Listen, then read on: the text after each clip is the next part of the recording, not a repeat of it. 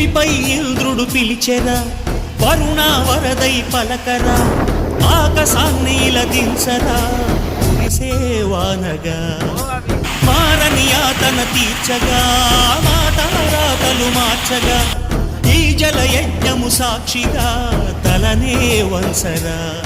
మహారాజు తాని సమిధల్ని మారి నిలువెల్లా వెలిగెరా, భోగాన్ని విడిచి త్యాగాన్ని వలచి తాపసిగా నిలిచెరా. జనక్షేమమే తన సంకల్పముగా, తన ఊపిరి హోమజ్వాలలుగా, స్వర్గాన్ని శాసించెనురా, అమృతమును ఆహ్వానించెనురా.